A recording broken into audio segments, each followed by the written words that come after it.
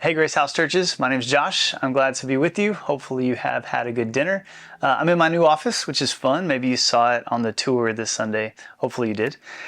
We finished the vision series, and over the sequence we've talked about a vision for you, a vision for the church, the city, and then this week we covered the nations, and we gave some practical ways we're praying to see God move next year. So when it comes to the nations, we started with the end, which in Revelation 7, you see all tribes, tongue, people, languages gathered around the throne, glorifying God for who he is. That's the end.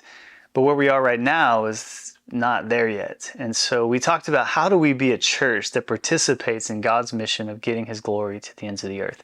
And we reference unreached people groups and how right now there's over 3 billion people with no access to the gospel and nobody around them that knows Jesus, and how we want to recognize that reality and live towards making a difference in that reality. And then we move to John 15 that says if we're a people who abide in Christ and pray to Christ, then we will be fruit-bearing disciples.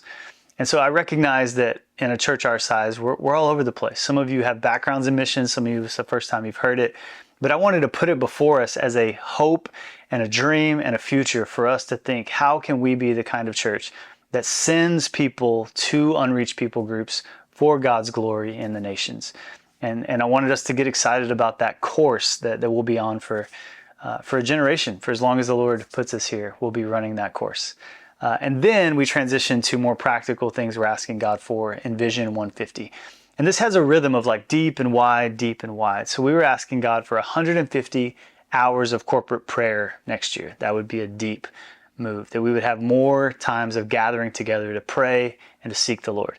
And 150 baptisms, that would be wide, that people would come to know Jesus, follow him in baptism. And then 150 people committing to membership, that's deep. And then 150 people going on mission, that would be wide. So that rhythm keeps us healthy, that we're growing deep together and we're growing wide. We're developing each other and we're pioneering to reach new people. So that's what we see as a healthy picture of the church. And so we asked you to pray about that. And then lastly, we referenced the desire to see $150,000 given by the end of the year for us to pre-fund the Guatemala mission trip fund, and also to renovate the kids space, which we lovingly called the dungeon. We want to see that place elevated. And so church, it's been such a sweet series. I hope that you have lifted your own eyes to see your role in the church and the city and possibly even the nations, and your role as a sacrificial giver to participate in this. So I look forward to you guys talking this out, and what does it look like for your house church to play a role? What does it look like for you to play a role? And just recognize that we can't do any of this without you. We need your help, and we believe God's brought you to us so that you can join in the mission together.